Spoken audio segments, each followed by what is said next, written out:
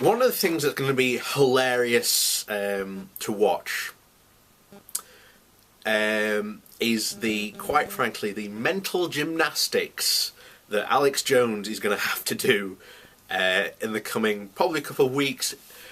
But oh my, literally oh my. Here you have a conspiracy theorist who continuously rails against the government, saying that they're chemtrails, whatever conspiracy, you name it, he's on it.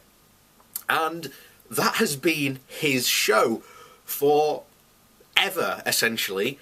And here you have now, he supported Trump. He even had Trump on his show. Let's not forget that. And you now have this guy that was his entire shtick of bashing the government. His pick is now in office. He is now the government. What's he gonna do now? Well, as someone who is a Jonesologist, shall we say, Alex is a slave to his audience, and there are two prime examples that really show why he is. First thing is the Obama birth certificate. To begin with, he was against this conspiracy. He called people idiots for not looking at the facts, and that they were racist and reacting because there was a bad black president.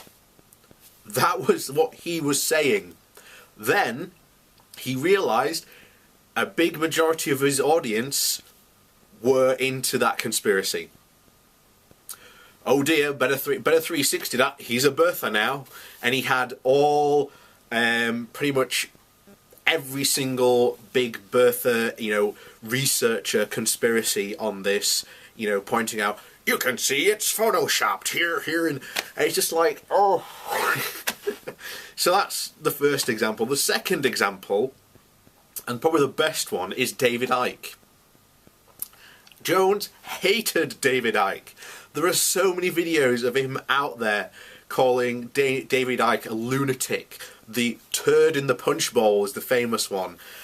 And yet, when Icke started to get traction in the US and started to challenge Jones's primacy as, conspiracy king, what happened? Oh, David Icke's my best friend ever. So the 360, shall we say, will happen when Jones's audience decide that the government is evil again. And we're just literally now staring at a clock waiting for that to happen, if it hasn't happened already. I'm going to actually start looking again into sort of the ridiculousness of the conspiracy theories, and probably restarting my segment that I used to do on Paul Watson, who pretends to be a journalist. So yeah, watch out for that. So we've got lots of fun.